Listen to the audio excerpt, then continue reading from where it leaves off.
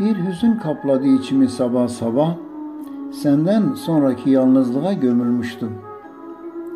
Dolmuştu vücudum aşkın karşısında, savunmasız, güçsüz direnemeden. Boşaldı duygularım, kuru bir oduna dönmüşüm ya da dumansız yanıp kül olan yangın gibi.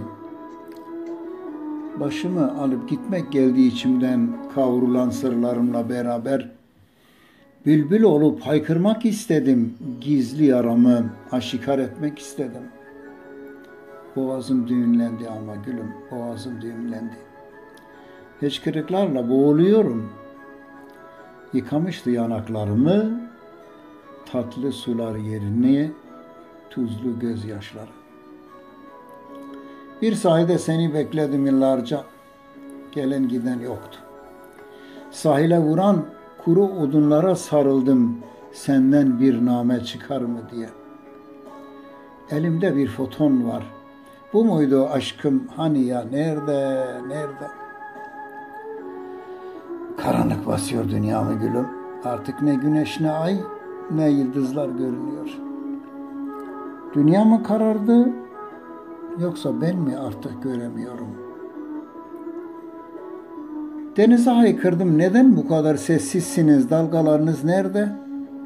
Hey rüzgar, neden esmiyorsun, hani kokusu gülümün? Rüzgarlar durdu, denizler sustu.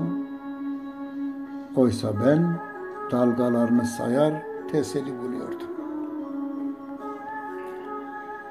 Sesini duyunca, gözlerine bakınca bir dans başlardı yeryüzünde, gökyüzünde.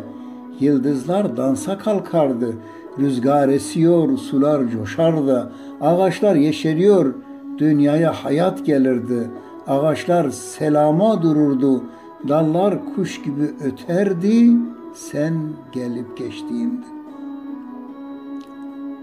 Göremezsin beni, akan gözyaşlarımı. Güneşte kızgın çöl kumlarına dönüştüm. Harranda yarılmış toprak misali. Yağmuru özlemiş gibi seni özledim gülüm. Unutulmuşların kervanında bir ceset gibiyim. Acımı, ızdırabımı ben hissediyorum. Kime anlatsam, kime haykırsam anlar mı dersin sen anlamadıktan sonra? Kuzey kutbundaki kar dağlarını eritmeye başladı bağrımdaki alev. Yağan kar taneleri nefesimle yağmura dönüşüyorlardı. Seni özlerken, senin yolunu gözlerken. Güneş sitem tutuyordu sana güneşim derken. Bulutlar kurudular, gülüm yağmaz oldular, gözyaşlarım yetiyor diye. Bu gece tam bir hezimete uğradım. Savaşta bozguna uğramış, yerlerde yatan binlerce askeriyle esir düşmüş şaşkın bir kumandan gibiyim. Feryat ediyorum şehitlerin anaları gibi. Feryat ediyorum ama duyanım yoktur. Sen duymuyorsun beni. Bağrım alev alev, dilimse suskun. Öylece seni bekliyorum. Yine karardı dünyam sen battıktan sonra. Bir karanlık kapladı dünyayı. Öyle çaresiz, öyle dağılmışım ki gecikmiş sözler var dilimde sabah sabah.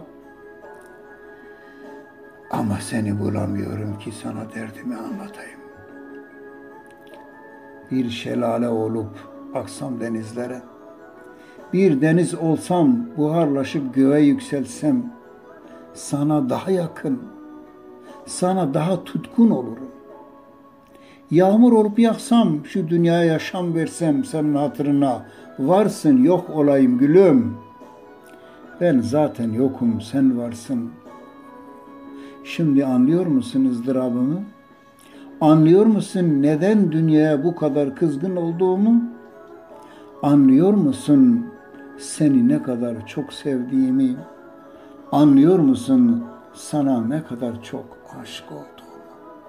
Anlıyor musun? Anlıyor musun?